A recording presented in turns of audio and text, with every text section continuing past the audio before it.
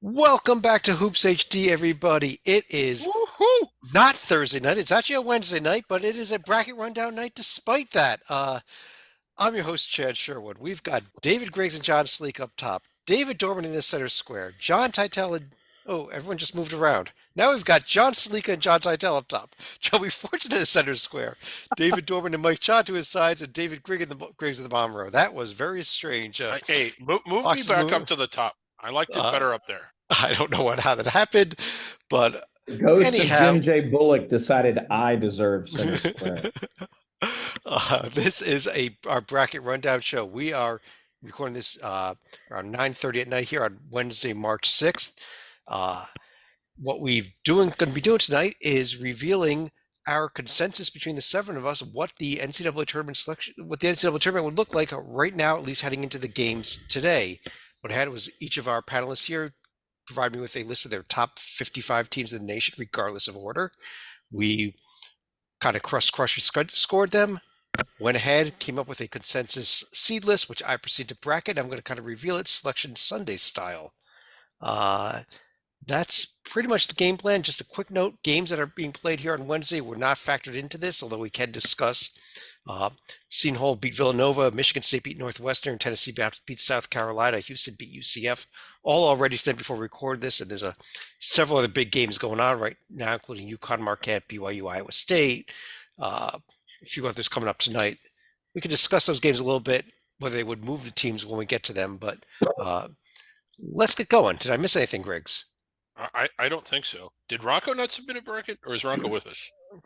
Do you see Rocco on the screen? I do not see. I can't see. I'm in the bunker. The lights are out. No, Rocco's at the Rocco's at about Apple 7 or 8. Top. Yeah, he's at about 7 or 8 games tonight. He is not. Yeah, with I us. mean, I've seen him at least two different games out of all the ones I've been watching. Let's start things off with a blind resume, though. We love doing blind resumes, and I got an interesting one near the top of the bracket again. This for tonight. This is actually I threw this up here because when I was making my own personal seed list, I sat there and stared at these teams for a while and could not decide who was better. So maybe you guys can help me out without some team names on the sheet. Titel, let me start with you. What do you think about these two profiles here? I mean, the OARs are 12 and 11, so Chad is certainly testing us. Predictive metrics are all the metrics are close. I guess I would go with the team on the right only because there's an extra tier 2 loss on the left, but it appears like it's a coin flip. Yeah, got a few other opinions here. Joby, do you agree with him? Is this a coin flip, these two teams? Yeah, and it's close. I mean, come on. There's slightly higher. There's 5-4 in the high tier 1 because these are guys competing for the 1 or 2 or 3 line. Yeah. And I agree with the difference being what Titel mentioned, and plus the one of the 2 losses is 78 on the road. That means almost for sure that is an NIT / out of the tournament, even NIT realm, whereas 66 isn't quite as bad, though it's at home. So I'm going to go with the team on the right. Griggs? Well, I do want to say that, like, I know that these are blind resumes, but I do think both of these teams would make the field. Good. Very good. Great Good comments. insight. I'm glad you're on the show. Yeah, the non-conference strength of schedule on the right is the only thing that is really drastically different from anything, really. This is what's staying. I think these are two protected seeds. I don't think that they're on the 1 or a 2 line. I guess We'll see here. Well, I'll tell you what, Sleeka, you're always going to figure out these teams. Who are I'm going with the team on the right. Well, I know that Chad's probably trying to butter us up for who's probably a number 2 and a number 3 seed. I can definitely tell you it's Marquette on the right side. Ooh. I can't figure out who the team on the left is. Let's go ahead, Arizona? Mark. I know the team on the left. Oh, I know the team on the left. It is I Sam saw it, Ruby Justin. in Louisville next That's year. what I thought. according to the idiot Cardinal fans. So It is the Baylor Bears and the Marquette Golden Eagles.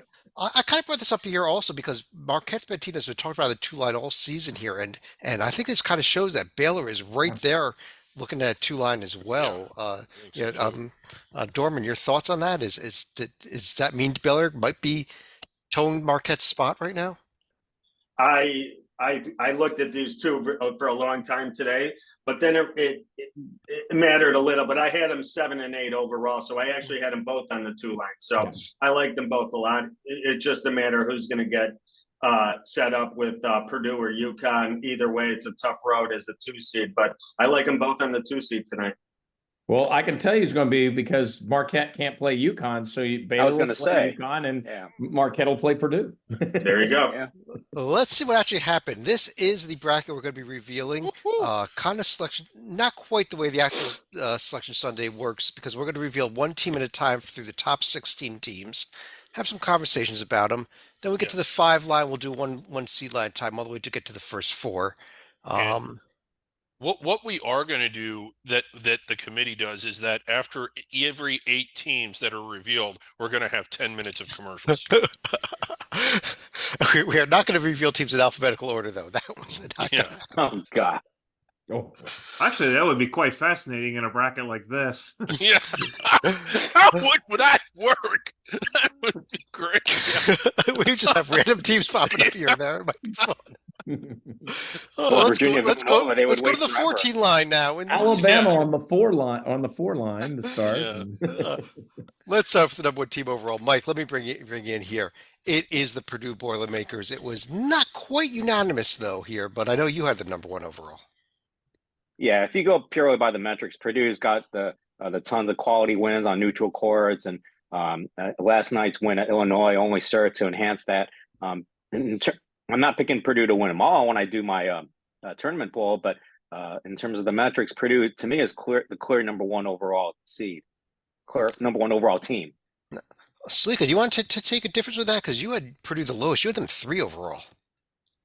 I think one of the problems here is, I'm probably going to be biased as having UConn number 1, and they could probably somewhat solidify my opinion if they're able to hold on against Marquette, albeit a slightly shorthanded Marquette team. And you look at what Houston did, they're probably going to win the regular season in the Big 12, and getting a win at Baylor, bit of a difference maker in my book, probably a little bit better than Purdue winning at Illinois, although they're both pretty solid wins.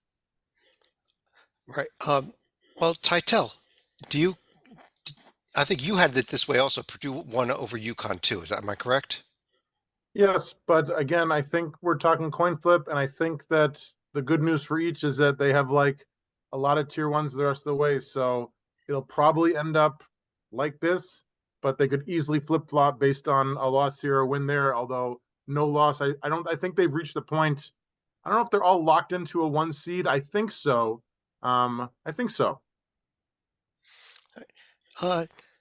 Joby, it may not be too much of a surprise that UConn is number 2 overall. You would have had it flipped though. You've had UConn 1, Purdue 2, I think. And you're on mute. Yeah, the J&G actually says Purdue number 1, but I was like, I like the way UConn. This is an eye test thing. I like Purdue, don't get me wrong, but I just think UConn is something special this year, even more special than last year of the way they're playing. So there's 3 that are, as Stalika handed out, and we'll see number 3. There are 3 that are so far ahead. The real drama in this will be who's 4th overall. So I will cede the floor and look forward to that reveal. Well, let me go to Griggs now because I just pulled up Houston there on the left, and one of us had Houston number 1 overall. Griggs, you want to make the case for that? A lot of it is just the girth of road wins against teams that are 5 line or better. We are going to get to BYU in a little bit, and I know BYU struggle on the road, but they've been amazing at home. They've won at Baylor. I don't want to say that if that's not the only team that's won at both of those places, then they've got a combined total of maybe 3 home losses, and 2 of them were to Houston. I think the win at Texas is really good. And when you look at their losses, you're talking at a protected seed, and then I guess TCU on the road is the worst one. That is just a hell of a profile. But I to be honest, like I think the top three teams that we have revealed here are sort of Here's in a number 3. There category you of go. themselves. It would be they're almost interchangeable. It really is 1A, 1B, and 1C. I think Connecticut, when you look at what they're doing on the road at Marquette tonight, this might be the best I've seen a team play all year. You're talking about beating a top 10 team handily on their floor. And so I've kind of gone back and forth between all three of these teams as far as who of my overall number one is, but right now mine is Houston. Dorman, let me bring you in here as we reveal the number 4 overall team. This is our 4th 1 seed. The question is, is it your Arizona Wildcats? Did they hold on? And the answer is No. actually no. It's Tennessee comes in here. It was not unanimous, although it was actually fairly close to unanimous. You were one of the 2 people that did not agree that Tennessee was number 4 overall. I saw a lot of change over the last 10 days with a lot of people switching to go Tennessee over Arizona. I get it. Tennessee's wins are much more impressive the last 10 days than Arizona's.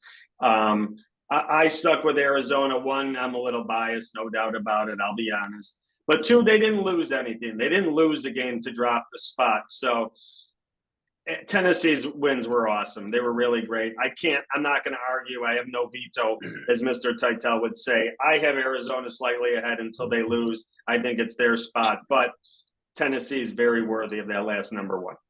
Let me throw this out here. 5 of us had a Tennessee at number 4. 2 of us had Arizona. And amazingly, it was the 2 Arizona alums. Titel, Yeah. you also thought Arizona was the 1 seed. Yeah. It's not Arizona's fault. I mean, And nor is it the predictive metrics fault that like I us as the disagree. 4th seed, but It is Arizona's fault. They enrolled David and Titel. That wasn't a good idea. For me. Low blow, low blow, low blow. Number 5 overall, also in the West region. So either way, these 2 teams will play in the West Regional Final in this bracket. It's just whether you come out of the bottom half of the bracket, the top of the bracket there. But Mike, it is Arizona. I think you, among a lot of us here, would have had it the same way also, correct? yeah, I think with Arizona is like as long as they go to the West, that's what they want. Whether it's the last number 1 or a 2 seed, they want to be out West. That's the key for them. Yeah, and I don't know that there's much chance they don't go out West. Even if they fell to number 6 or 7 overall, I think they probably still end up in the West bracket when in the West, just the way bracketing works. Yeah, I think they would as well, because there's really nobody else from that time zone really that's going to be high enough on the seed list to jump over them that would want to be in the West. All right. Salika, let me bring you back in here. Number 6 overall. This is where maybe we got a little bit more, but actually strike that. 6 out of 7 was had him there. North Carolina.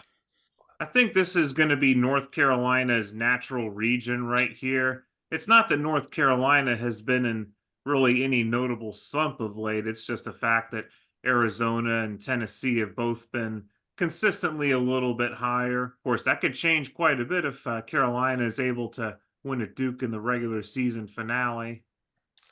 Yeah. Well, Joby, do you think Carolina? You actually had Carolina up 1 spot higher. Do you think they move up into that number 5 overall if they can win this game at Duke?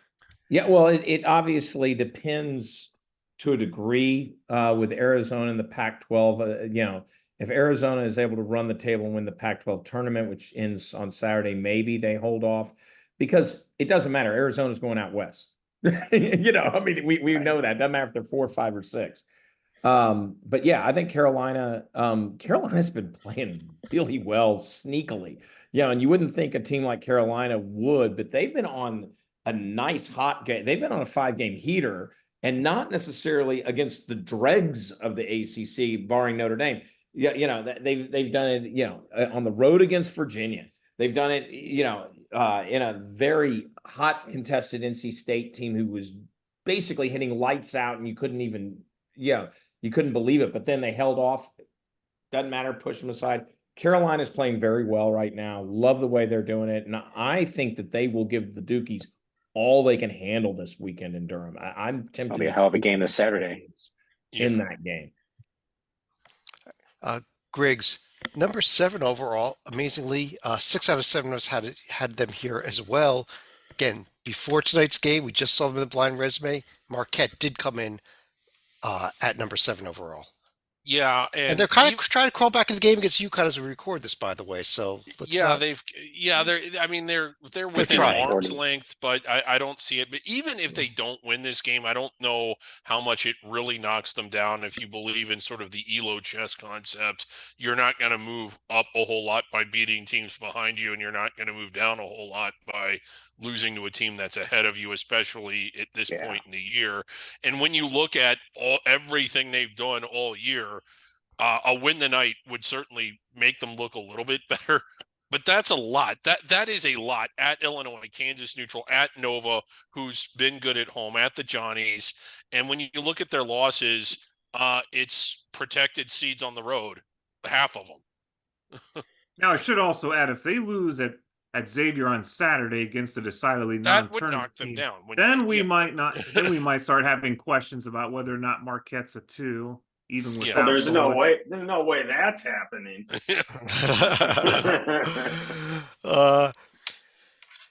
After this top 7 teams, this is where we start getting a little more all over the place. There was not any real consensus as to who was number 8 overall, but Titel, once the voting came in, just barely it ended up being Baylor. And I mean, I'll tell you how close just barely. It actually ended up being a dead tie between Baylor, the next team up.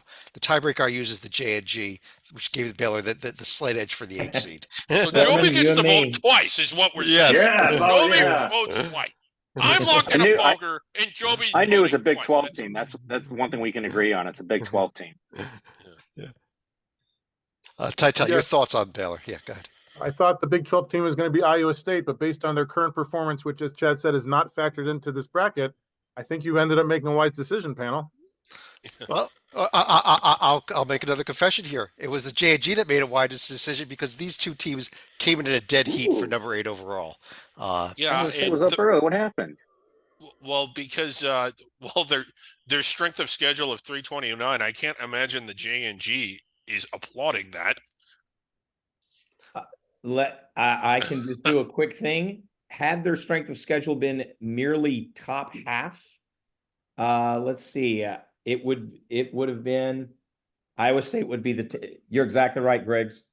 The formula would have said Iowa State. Oh, I'm right. Okay, does You're that mean exactly I get right? let out now? Had they just had a strength of schedule I overlooked that. 170, nothing sexy, Yeah.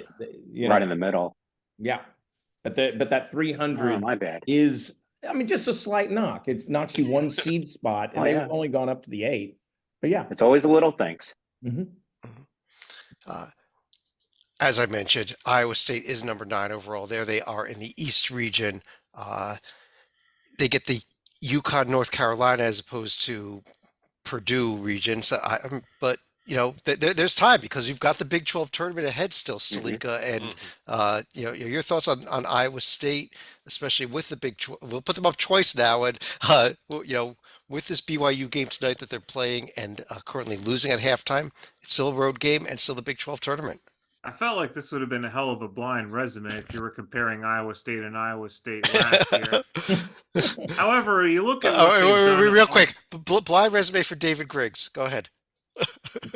Okay, sorry. Go ahead. It's lights out in the bunker. But I think if you look at what Iowa State's done, their best wins away from home at Texas, at TCU, somewhat respectable, but they're going to have to get something a little bit better if they're going to be getting wins of significance in the Big 12 tournament. So take from that what you will.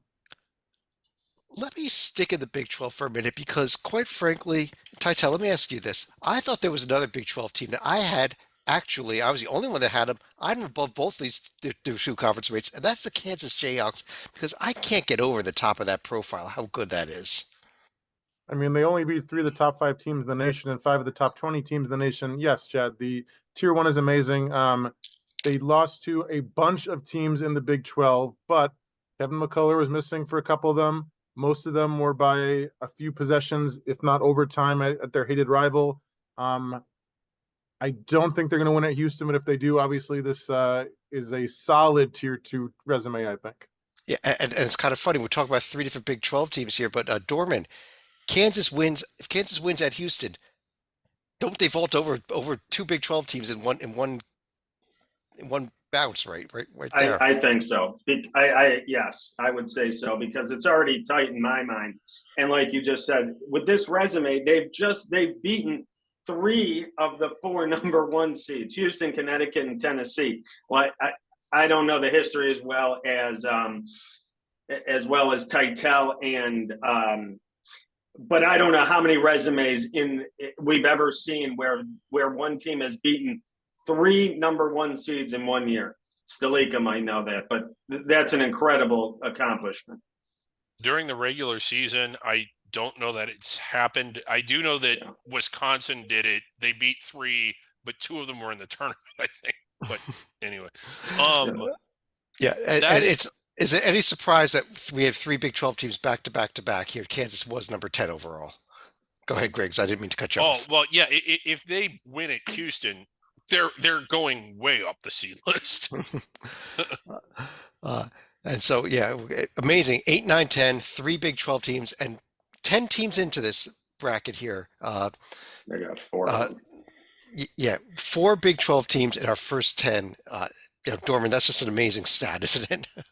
Incredible. That's how hard the conference has been all year. That's why I think I give credit to those in the middle of the Big 12 probably a little more than most, because I just think this conference is incredible. I probably have Texas and the Oklahomas and the BYUs a little higher than most because of this conference is so tough night in and night out. Joby, let me bring you back in here. Number 11 overall.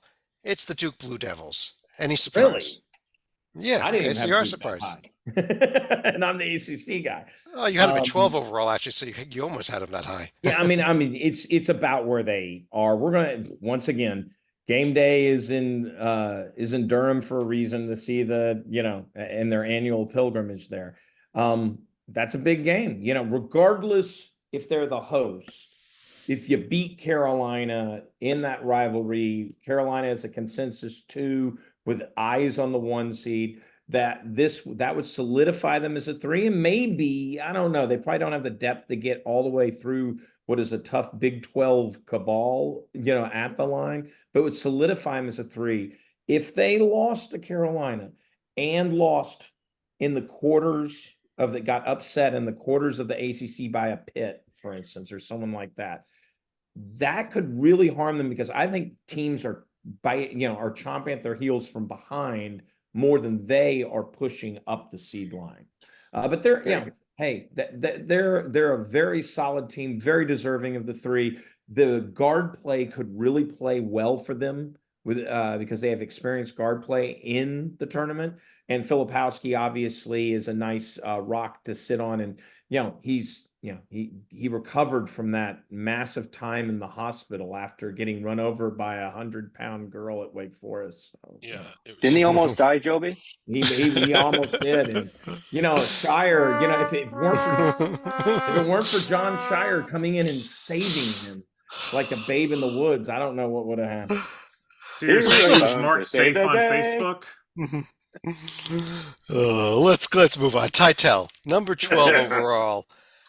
Creighton Blue Jays get in there, snuck into the 3 line. They are racking up wins. I think that this is a good spot for them. I think that if they make a run in the Big East tourney, we could see them maybe jump up to a 2, but I'll defer to the Big East guy. Stalika, if Creighton beats Marquette, I think that they might stay at 3. If they beat UConn, I think they have to be a 2, but I don't know how likely either of those are. I think the way the bracket is shaping up right now, if Creighton's a number 3, they could potentially be facing up Villanova, who's going to have a bye in the first round as well, just because they're matched up against DePaul. But I could easily see Villanova pulling another surprise against Creighton. Let's not forget they won at the CHI Health Center back in January. Well, Sliko, they are closing the regular season at Villanova. They could play them in back-to-back games, so that could be a little trickier for Creighton, honestly. Yeah, especially if Villanova gets the season sweep. I think it could be very, very tricky for Villanova. Yes. Because Villanova, after tonight, we'll talk about them later, I'm sure, but after tonight, their overall one-loss record is of concern. Mike, at number 13 overall, starting off the 4 line, there is Alabama. How about the Crimson Tide, who just lost a game at Florida, Yeah. gave up 105 points last night too. Nail biter. Well, yeah, you reward based on the whole season, and Alabama is still worthy of a 4 seed. The concern for them is their defense. I mean, they're giving up a lot of points, and that's going to become a problem in the SEC tournament and the NCAA. They don't get their defense straightened up. But when you judge on what they did the whole season, and they're definitely worthy of a 4 seed. Well, but Joby, let me ask you about the Tide though, because you say they're worthy of the 4 seed. They have a well under 500 against tier 1. They're only 1 game over 500 against the top 2 tiers. Are they starting to play with not being a protected seed anymore? They are. They were a consensus until the Florida game. They were a consensus 3 on places like Bracket Matrix. Is this a situation where they are slipping back at the wrong time? The good news for them is there are other teams in their position that are behind them that are also slipping, and I will greedily see it because you know what conference the chief among them, if someone said. Of course, this is all talk about cabal. This is all a cabal to get as many teams from that conference in the field as possible. The initials are, if you turn them upside down, they're still the same initials. I mean, meanwhile, Georgia Tech has the potential to single-handedly eliminate 3 ACC teams. Dorman, yeah, number 14 overall, Illinois, coming in there. They played it pretty tough last night.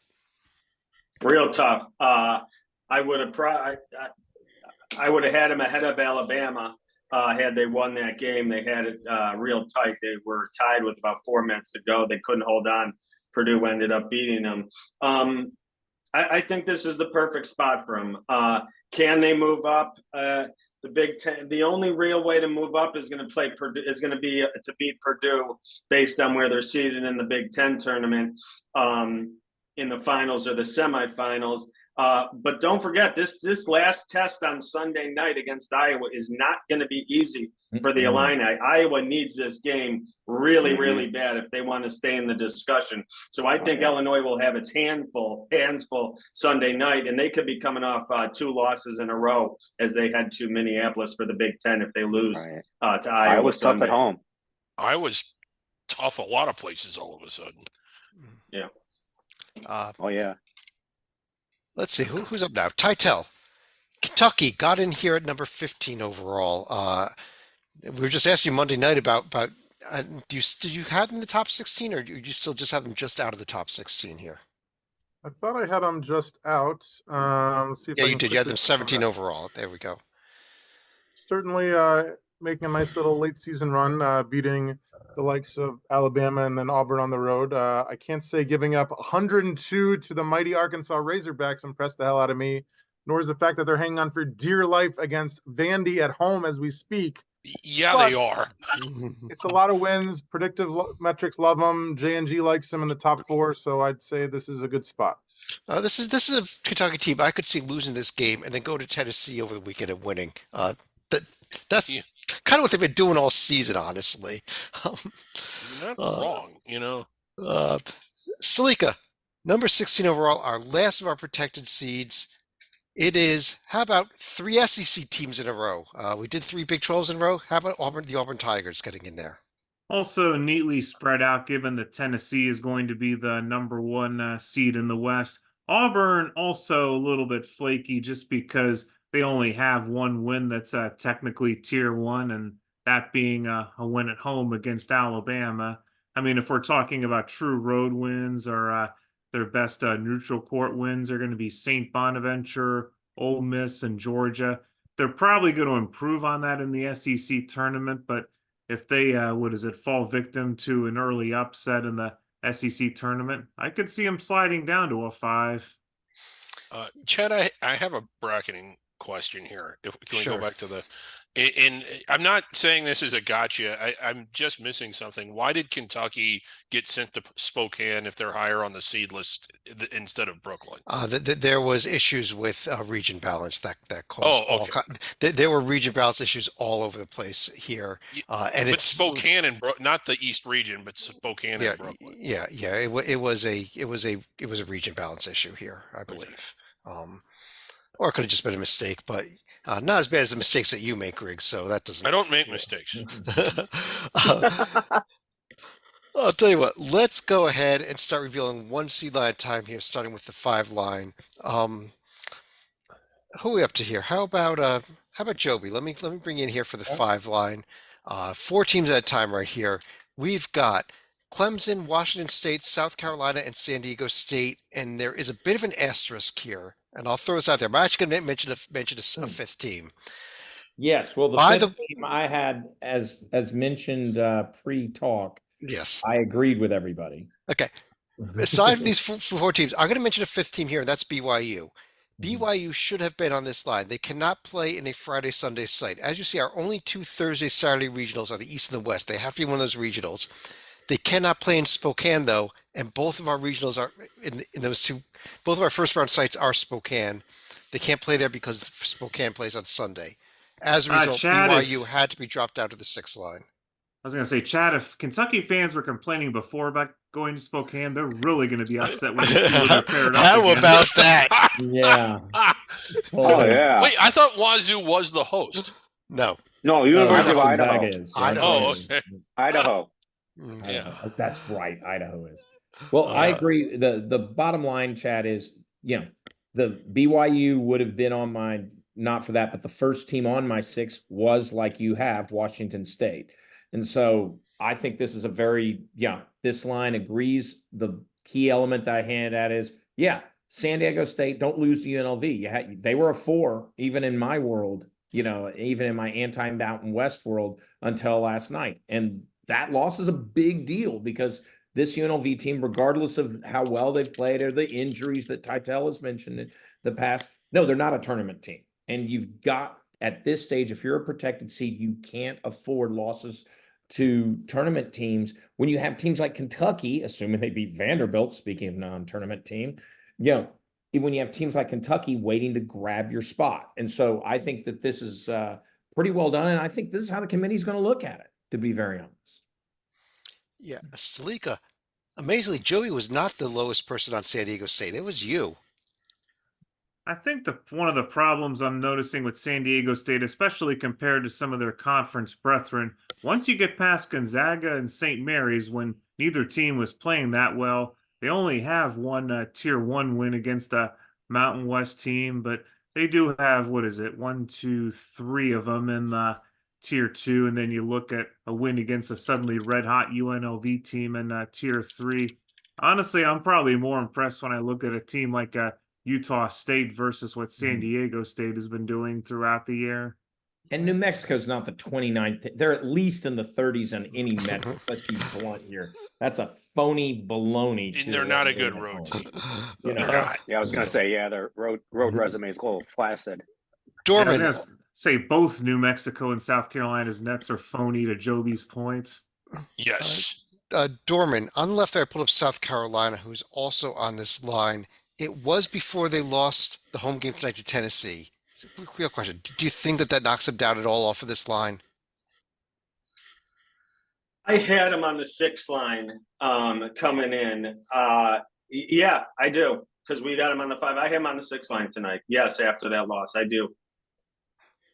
Okay, and more was it because it was at home? Because Exactly. It was but a home loss. they do have the split now with Tennessee, though. Tennessee. So. Yeah. It's They Tennessee. did beat them in Knoxville, so that also helps and gives them The road exchange the program. resume. Yeah. I think it does knock down. I think if we revoted right now, I think South Carolina would be on the 6th line. I'll real quick pull up one more team here. Clemson is on this line as well. I'm not a fan of this profile. I had them rated lowest, which was down to the middle of the next line, because I just see the NC State and Georgia Tech home losses just smells so bad, Griggs. They don't smell that. They don't smell good, but they don't smell that bad. It's not like they lost to Southern or like They lost at you home, know, Griggs, Chicago State or some of these other teams that like. and they lost to Notre Dame. Yeah, okay, that one's The pretty road bad. win in But, North Carolina saves their profile. yeah, but the road wins at Alabama, North Carolina, at Pitt is a good win. I think TCU neutral is a good win. I mean, I still like the profile. I don't think that it's protected seed worthy, but I think it's 5-6 seed range for Well, sure. 5 seed is the door of the protected seeds. That's why I thought just a line lower, the 6th line. Let's go ahead and pull up the 6th And line. Georgia Tech is just crazy. I mean, and you They're almost tier look at it one. and go, "What in the world?" Yeah, You know? they're tier one. They're like 4 or 5-1 in tier one. I Georgia mean, look Tech. at It's the Duke, craziest North Carolina, resume you'll ever Clemson, Okay, see. And as Look a at that. Virginia fan, I am panicky about this weekend. That's crazy. let me throw something out here. No team has ever missed the NCAA tournament with 4 Tier 1A wins. Georgia Tech, if that Wake Forest win gets just slightly better, they have 4 Tier 1A wins. And they will be missing the NCAA tournament. Unless Will they be win the first. automatic bid, which they've done as a Cinderella before, so you never know. But yeah. Titel, let's go over to you here for the 6th line, where we've got Utah State, St. Mary's, Florida, and there's that BYU team. Really should be a 5 seed, but for bracketing purposes, they're a 6. Man, Wisconsin can't buy a break. Not that they should. They've been atrocious. So I have no problem with most of these. I've seen some people starting to fall in love with Gonzaga. So I think St. Mary's should be here, but the Zags are hot on their heels, and a huge win by Florida over Bama the other day. I think this is a good spot for them too.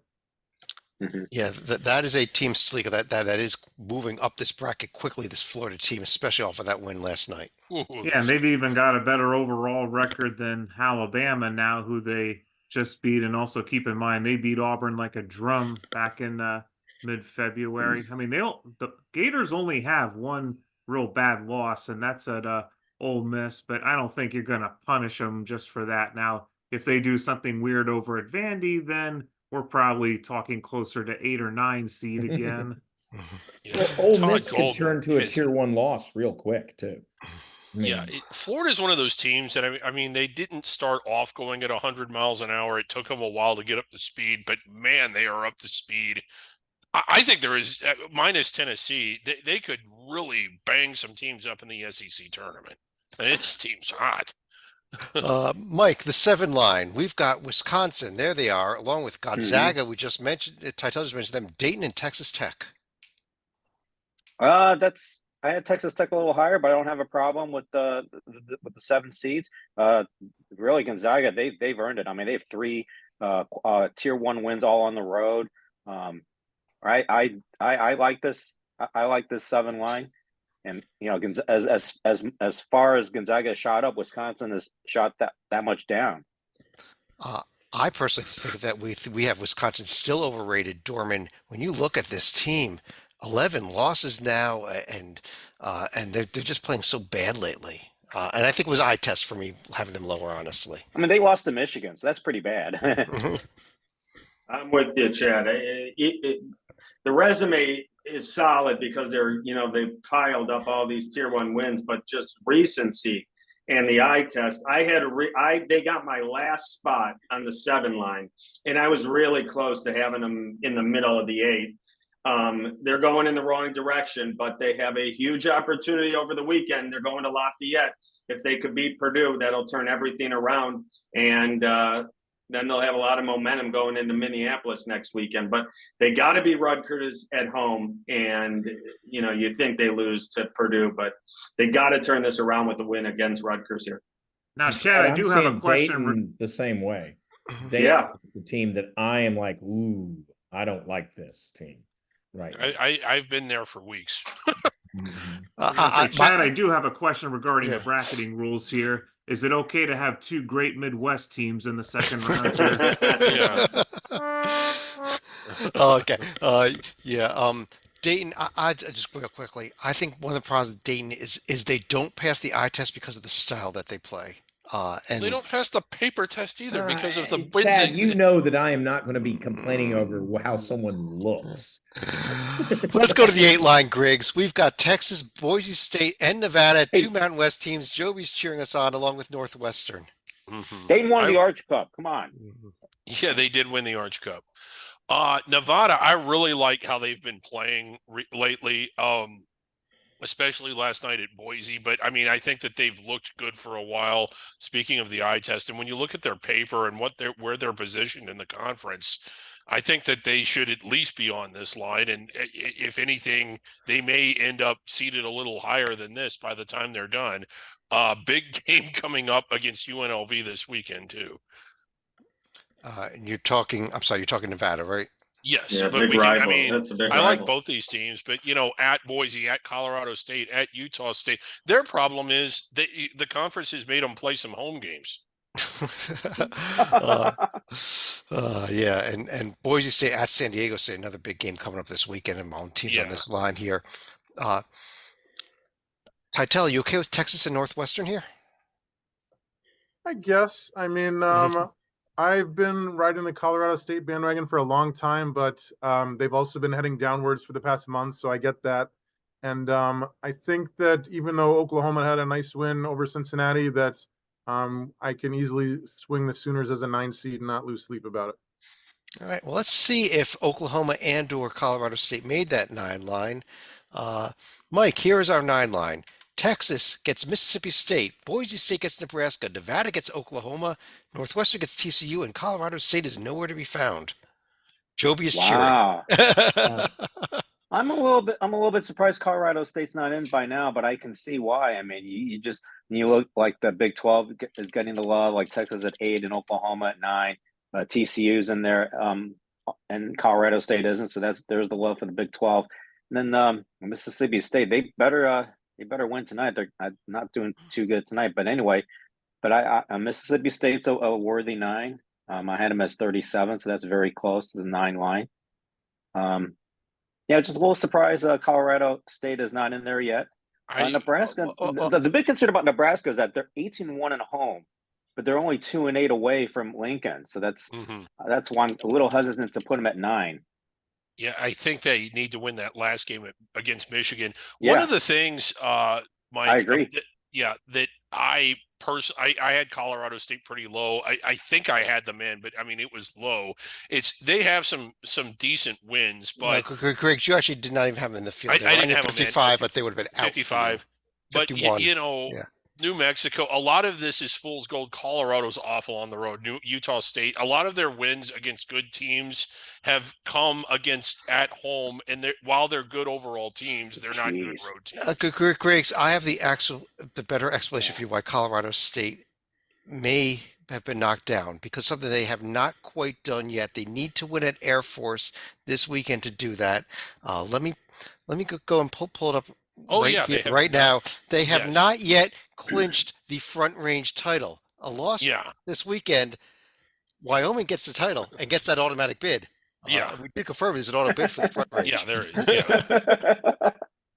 Well, they're just playing. Yeah, I know that the committee does not do this, and this is why this exercise is not. They look at the Front Range. But the fact is, they have only won 2 of their last 6, and that is a problem. And they are going. Dorman likes to say it's like going in the wrong direction. Yeah, their elevator is just going down right now. Let's see if they made the 10 line here. Stalika, let me bring you in. Wisconsin gets Villanova. Gonzaga gets Florida Atlantic, who looks like they're going to hold on tonight at North Texas as we record this. Michigan State against Dayton, and there is Colorado State against Texas Tech. I think it's a good thing Florida Atlantic is holding on, because this is another team that's get perilously close to the bubble themselves, especially if they had lost at North Texas. And also they have to be very wary of a Memphis team that's suddenly starting to get hot again. Mm-hmm. And you look at Colorado State, yes, I feel like they're probably living off of their neutral court win against Creighton back in November and not really adding much to it. And we already went over the big caveat earlier tonight about Villanova. They better win one of their next 2 games against Creighton just to be sure they're going to be in this field. Yeah, Dorman, I pulled up both Michigan State and Villanova. These votes were before tonight. Since we've all voted, Villanova has lost a game, and Michigan State picked up a very nice win tonight over North at home against Northwestern. Maybe these two should both move opposite directions, up a line, down a line. I had Michigan State on my first team on the 10 line. I had Villanova my last. I spent a lot of time Michigan State versus Nebraska. I know Nebraska came up a line earlier. I actually have, and I know they played in Lincoln and Nebraska won at home. I have Michigan State a tad ahead of Nebraska before tonight, and definitely after tonight with a nice Northwestern win. But Villanova, I agree with whoever just said that. Villanova needs to. This Creighton game would be really, really huge, and they'd feel a lot better about their chances come Selection Sunday. They wouldn't be really nervous. But I agree. They're on the 10 line. That's exactly where I have them. All right. Who are we up to here? Griggs, how about the 11 line? I'm going to do 3 out of 4 on the 11 line here, where we see Indiana State, Virginia, and St. John's. Quick note, Indiana State fell right in between our first 4 teams, so they would have been within the bubble cut line. Virginia and St. John's just barely missing the first 4. Joby, your team is still in, but they're in trouble. Yeah, well, it's very simple. They need to beat Georgia Tech this weekend, not be the 5th either tournament or tournament proposed team to lose to Georgia Tech. If they beat Georgia Tech this weekend, they're probably in, barring a bunch of bid thieves, but Dayton is, I think it'd be very smart for people in Charlottesville to start booking trips to Dayton right now. Yeah. Beautiful this time of year. Griggs, what about the Johnnies? I like them. I think that they've been playing really well ever since Patino announced that it was the least enjoyable time he'd ever had in his life. When in relation to the rest of the teams in the 10-11 seed range, they've won at Nova. I just think that the tier 1 wins look really good. And when you start to look at their losses, while there are a lot of them, I count 1, 2, 3, 4, 5, 6 against protected seeds, like teams on the top 2 and 3 lines. And those, while there's, while you would like to see them win 1 out of the 6, those aren't the losses that really knock you down that far, I don't think. No. Titel, let's reveal the first of our first 4 teams. This will be BYU's opponent in the first round. Will be the winner of a game between Seton Hall and New Mexico. We almost got Patino Joby's versus screaming. Patino. Chad could not get it done. He apologizes to everybody. No, I think these are the 2 teams I'd have in here. And I don't know. It's a coin flip. I think that Joby would say New Mexico is not going to win this game, so I will humor him and say that New Mexico will not win this game. And I I'd might say add, one thing, not Chad. an anti-New Mexico statement, but I think that these Big East teams are really looking good. These ones that are huddling around. It's going to be interesting, this Villanova Seton Hall game. It has a big impact on this bracket. Yeah, tonight's game. But Seton Hall, that probably gets them in for now, but boy, don't even think about playing around with our Stallings Award winner. I mean, Jiminy. Chad, can Yes. you bring up Virginia next to Seton Hall, please? Sure. Joby, I love you. You know that. Oh, here it comes. I don't better, but understand. I I like don't Virginia's understand bottom how anyone doesn't have Seton Hall ahead of Virginia. I just don't. And they're piling up wins against Connecticut, Marquette. I mean, versus the board, they're 8-8. The board with Virginia's 5-7. I'm not a big fan of the ACC. Maybe that's where my failure in thinking is here. But Seton Hall's resume to me is just stronger than Virginia's. It's a fair point, and I think that's one of the reasons why Virginia is sitting here and is squarely on the bubble right now, really. Well, and I might add, I don't have Seton Hall in my first 4. I have Seton Hall bordering the 10 side. Yeah, me too. So I mean, Especially after it's a tonight, combo definitely. factor on that. But yeah, Dorman, yeah, this again- is where I do defend the ACC. The ACC metrics are off. I'll And throw this out here. We had St. John's and Seton Hall back to back. Seton Hall's win tonight over Villanova. Maybe it's flipped those two teams. Mhm. Yeah. And we do have the Johnnies in New Mexico playing each other. Oh, Patino versus yeah, Patino. Patino. Let's go over to the 12 line. The last of our first four teams. This is our final two teams that made the field. Salika, let me ask you. Here they are. It is Iowa and Providence. Ooh, Iowa. I think Grinding in. Iowa. Suck. Wow. Yeah, Yeah. we need some bid thieves. That's what this is Yeah. about. Iowa is a team that has been lying in the weeds, as I like to say. Mhm. You look at wins against Michigan State and Northwestern, that's helped get them in play, beating Wisconsin at the right time. Obviously, they're going to need the win against Illinois, which would get their record at a respectable 19-12 overall. And then we have to start looking at what their draw is going to be in the Big Ten tournament. Much like St. John's, their only real stinker at this point is going to be, well, besides a loss at Indiana, the home loss against Michigan. That's really weighing them down, I think. Huge game, though, this Illinois game. We mentioned that earlier. Yeah, it is. Now, the predictives do like Iowa right here because the predictives would suggest they're probably about an 11 seed, but resume base would suggest they're on the outside of the bubble right now. And does somebody, let me see who had Providence rated the highest of all of us. Griggs, that should be you. Can you defend Actually, no, it would actually be Salika. Well, let me go to you though, Griggs, on this.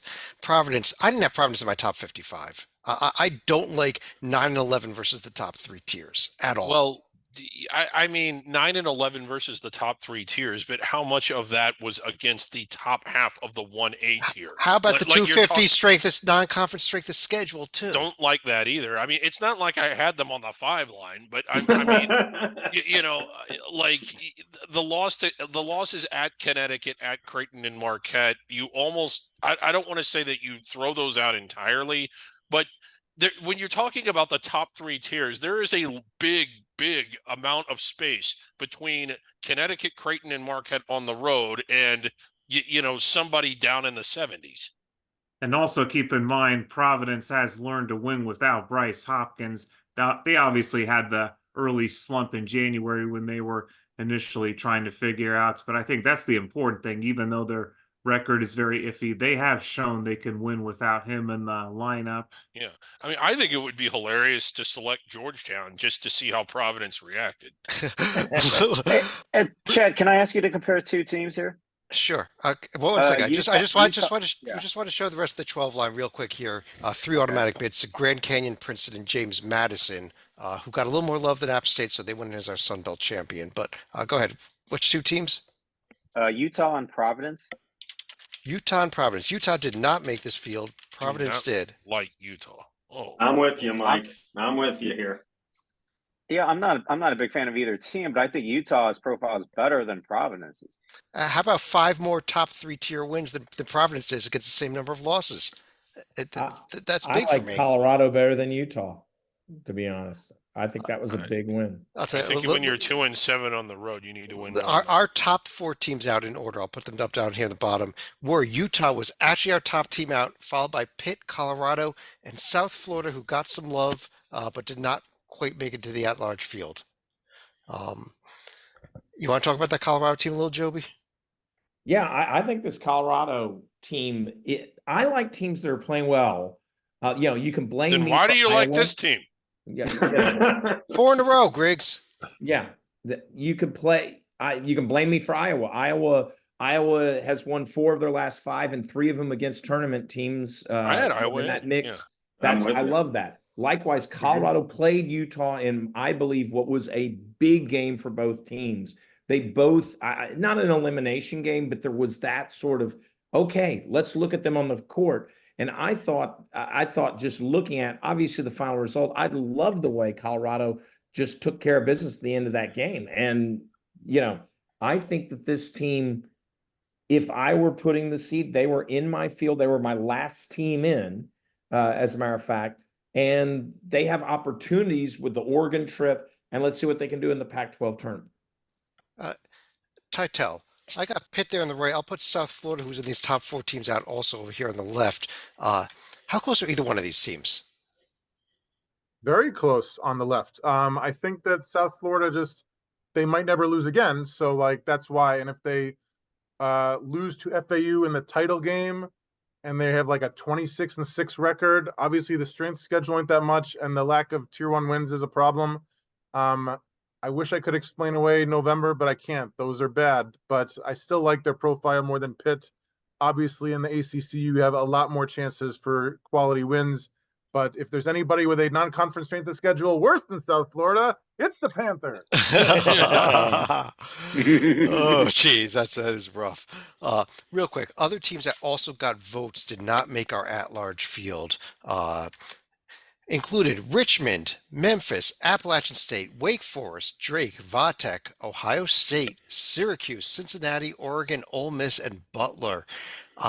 Slika, any of these that you think may still have a realistic shot at getting up into that at-large field?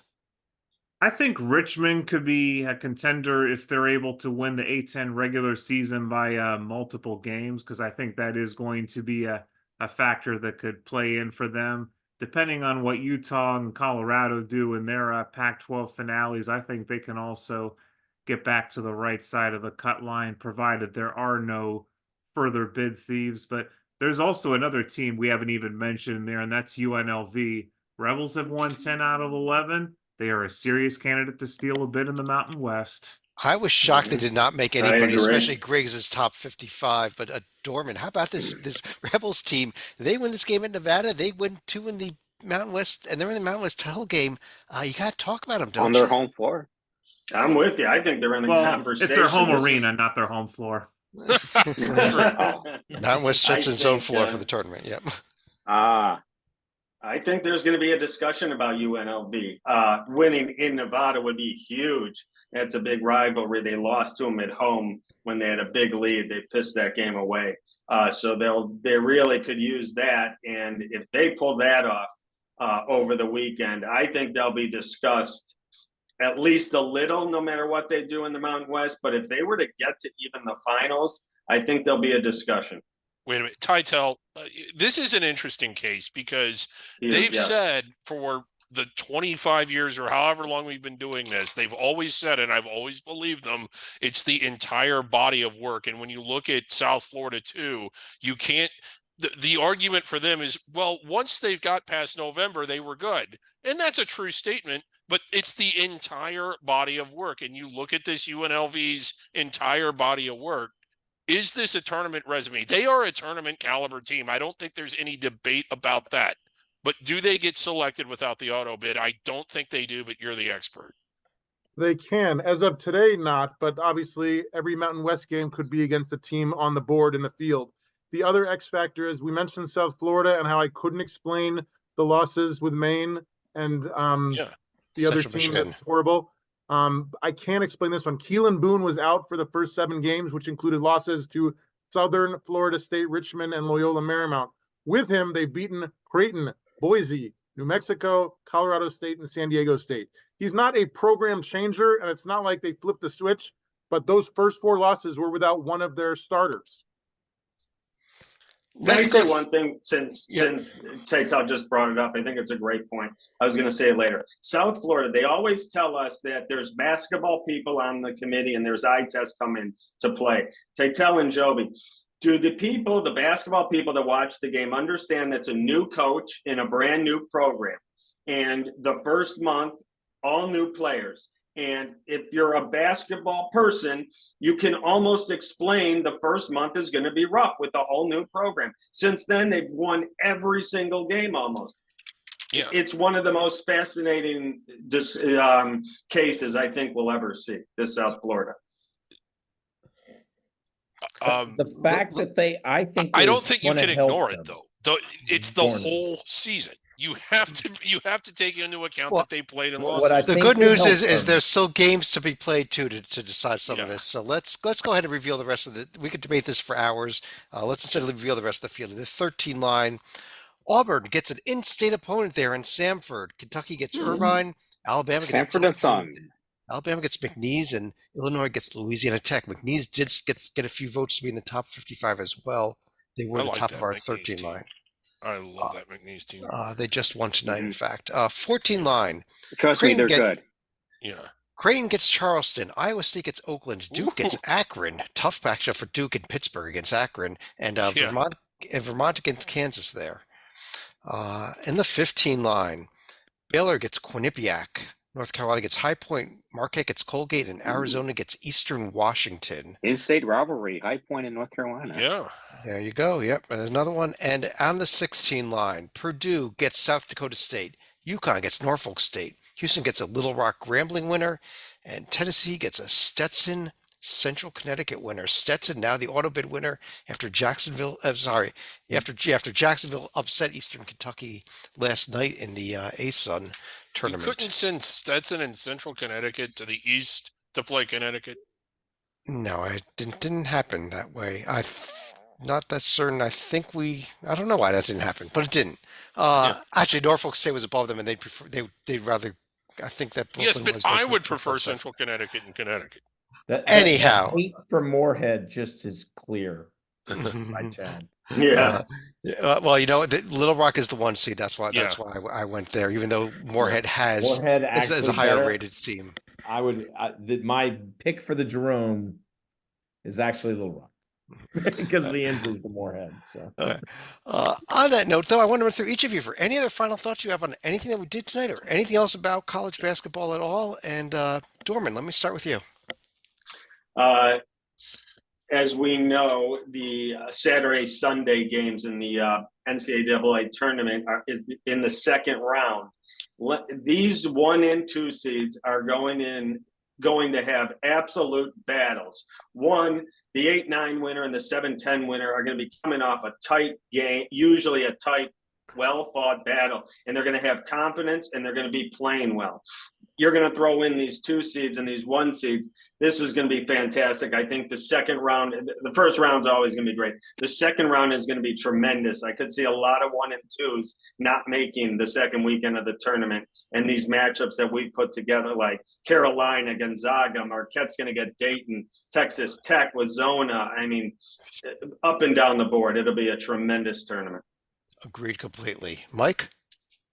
Yeah, I'm with Dave. It's like, the difference, if you look at the 7, 10, 8, 9 matchups, the difference is so small. I mean, I wouldn't be surprised if the lower seed won a chunk of those games. And I'm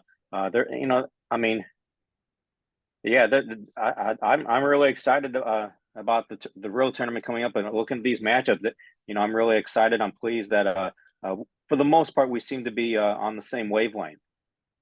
All right. What are we up to? Stalika. I think the way things have played out at Iowa this year, this might be one of the rare times where it's probably been cheaper to watch the men play as opposed to the women, where Caitlin Clark has been breaking record after record after You're record. right. We have completely forgotten about the Iowa men up until the last 2 weeks, and this is what can happen when you make a late push here. And congratulations, by the way, to Caitlin for beating Pistol Pete's record. Yeah. Titel.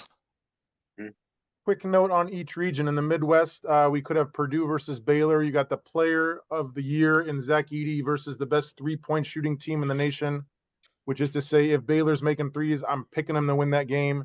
And if you think Matt Painter can outcoach Scott Drew in March, I got news for you. In the East region, we have our 2 favorite Bennett's, Randy versus Tony in the 6-11 game, which I find fascinating. Good That call. was good. Thank you. In the South region, I would argue that the 2 best coaches are 10 seed Tom Izzo and 11 seed Rick Pitino. It's rare that you see Hall of Famers of that caliber as double-digit seeds, a la Tony Bennett in the East. So good luck to Duke and Marquette, amongst others. And in the West, as you know, Chad often does me wrong by having us face teams that have screwed us in the past, like Princeton or Wisconsin. But he did me a favor by giving me the 2 seed because we escaped possible TCU game in the second round. They almost beat us. We had to hold them off in overtime in San Diego a couple years ago. And of course, Illinois in a possible 1-4 game. Dorman, I will not remind you how that game went back in the 2005 Elite 8. And we were up 20. I see a potential rematch. With Marquette, 4 Michigan minutes State. to go. Yeah. Okay. Joby. The Bennett Clash first to 40 wins, without a doubt. That will be a true TV game. I'm just gonna put it down at the at a time. But what's interesting is, I mentioned, bid thieves. I actually don't know how many bid thieves are going to be when you really break it down, because even though we have Indiana State in the middle of the first four, the fact is they're going to be kind of at the back end. If they lose, they're not getting it at large. So the only ones that really you have to pay attention to, assuming Gonzaga and St. Mary's now are both in and they take care of one of the two, takes care of business, you don't have the Dons coming up and do it, is really the A10 with Dayton being the only at large here. They're very weak at, to win that tournament, in my opinion, as well as the American, where Florida Atlantic's our only team. The interesting thing is on Bracket Matrix, both South Florida and Richmond already are qualified as the auto. So if you do have a situation where Florida Atlantic or Dayton win their tournaments, you could actually see on Bracket Matrix something I've never seen before, which is an increase of the at-large pool that actually looks a lot like what we are. So it'll be very interesting. I think there's not going to be the angst, though. Who knows? You might have a Georgia from a few years ago or an Oregon State from a few years ago, certainly. But I don't know if this is setting up for the same bid stealing situation that we've had in the past, because the under the radar conferences and the mid majors just don't have that many at large. You don't have those at larges seeing their Grand Canyon lost. Indiana State lost enough to be down here. So that's where we sit. So we call them bid donors? What's the opposite? Yeah. of Bid fees? donors, I like that. Greg, do you want to finish off the show? Yeah, just real quick, because I know we're running low on time. Looking in the South region in Pittsburgh, you have Alabama, South Carolina, and Will Wade, three SEC coaches. If McNeese were to get out of that and get to the Sweet 16, I think we should promote them and relegate Vanderbilt. Okay. On that note, let's pull this down here. You can check out the final bracket below. You can check out team sheets that we looked at up there on the team sheets tab. It's all the information is there on the website. Got the conference tournaments up there as well.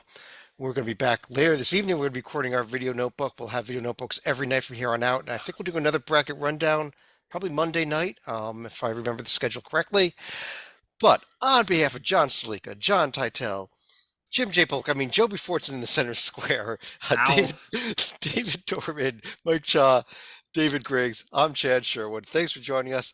Talk to you again very soon.